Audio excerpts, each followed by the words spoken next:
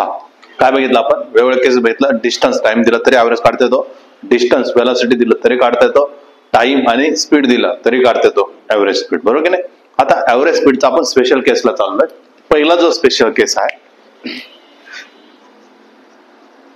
Special केस ज्याच्यामध्ये असं म्हणतो आपण इक्वल टाइम. टाइम कसं घेतला आपण, इक्वल टाइम. स्पेशल केस मध्ये काय आपल्यासाठी इक्वल टाइम. आता पण बघितलं आपण 2 सेकंद 3 सेकंद 4 सेकंद असं होतं ना.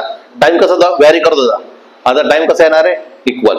हा चल आपल्याकडे ऍव्हरेज स्पीडचा फॉर्म्युला जो आहे तो बघूया आपण. व्ही ऍव्हरेजचा फॉर्म्युला. व्ही ऍव्हरेजचा फॉर्म्युला काय आपल्याजवळ, d1 plus d2 divide by काय, t1 प्लस t2, बरोबर की नाही. आता इक्वल टाइम म्हटलं, टाइम कसं झालं, t1 आणि t2 कसं झाले तुमचे इक्वल झाले. t1 आणि t2 कसं झाले, इक्वल झाले म्हणजे काय झालं, t झाला. काय डाऊट आहे, ओके. आता डी काय असतं, वेलॉसिटी इंटू टाइम असतं ना. म्हणून मी म्हटलं d1 काय म्हणू शकतो, v1 इंटू टी.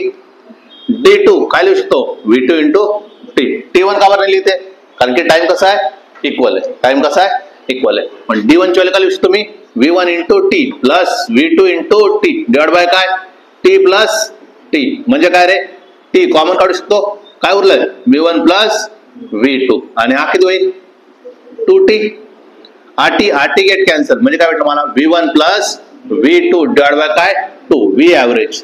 जर माझा टाइम पिरियड जर सेम असेल तर मी काय केलं, दोघांचे काय केले, वेलॉसिटीचे काय केले, ऍडिशन केलं आणि डिवाइड बाय 2.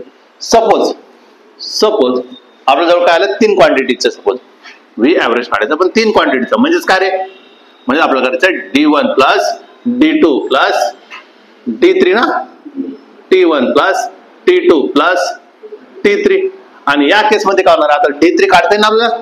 d3 कसं काढणार, v3 इंटू टी लिहिणार ना, बस एवढंच फरक आहे.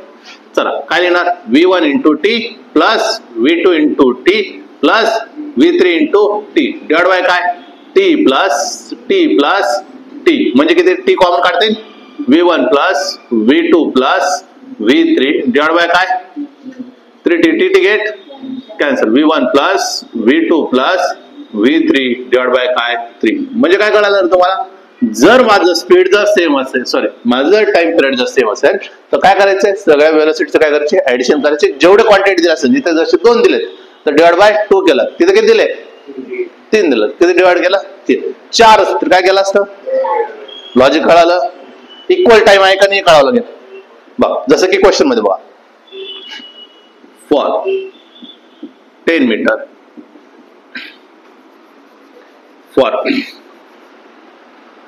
1 metre per second it covers a 10 meter for a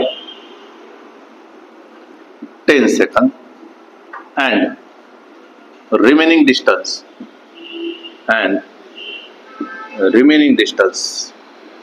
covers 2 meter per second in 10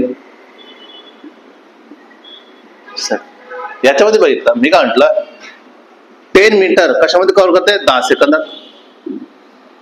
remaining काय पण असू द्या, रिमेनिंग शब्द आला ना, रिमेनिंग काय पण असू शकतो, 50 असू शकतो, 60 असू शकतो, 20 असू शकतो, जे काय रिमेनिंग किती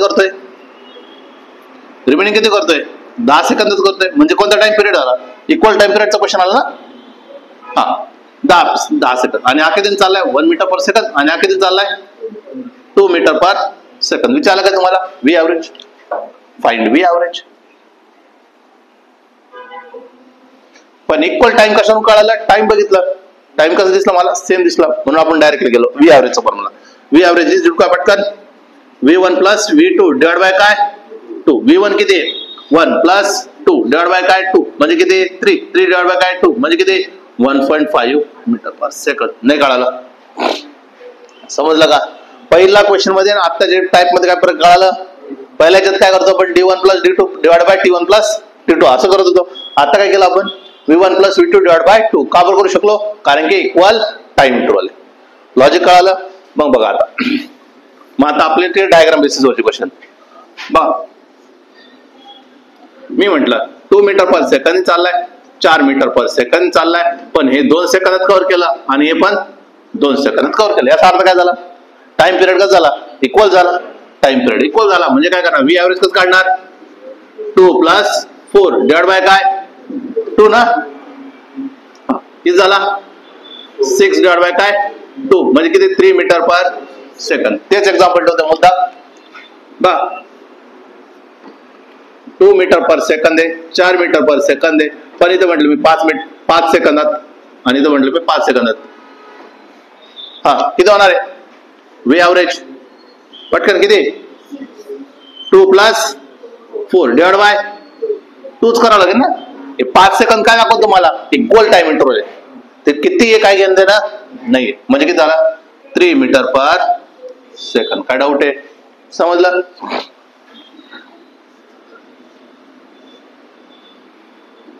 2 metre per second, 4 metre per second, 6 metre per second, 2 minute 2 minute 2 minute आणि 2 मिनिट. आता मिनिट द्या, काय फरक पडतं आपल्याला, इक्वल टाइम इंटरव्हल. म्हणजे काय करणार तुम्ही, व्ही ऍव्हरेज कसं काढणार, 2 + 4 + 6 डिवाइड बाय काय 3 करावं लागेल. का बरं, कारण की 3 इंटरव्हल आहेत. म्हणजे किती 6 4 10 2 12 12 डिवाइड बाय काय 3 म्हणजे किती 4 मीटर पर सेकंड. काय डाऊट आहे, लास्ट क्वेश्चन समजला ना. म्हणे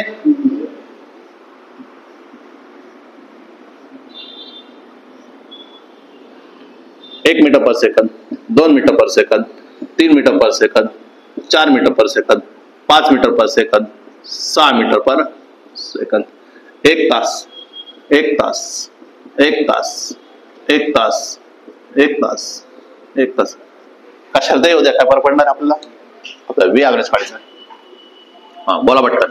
1 + 2 + 3 + 4 + 5 + 6 डिवाइड बाय काय 6 ने करावं लागेल ना, कारण 6 इंटरव्हल किती झाले 6 4 10 15 15 3 18 18 2 20 आणि 1 21 21 डिवाइड बाय काय 6 6 3 18 उरले किती 3 उरले, मग 3 उरले 6 5 30 3.5 metre per second. Simple concept आहे. इक्वल टाइम इंटरव्हल साठी काय करतो आपण विचार पटकन घ्या.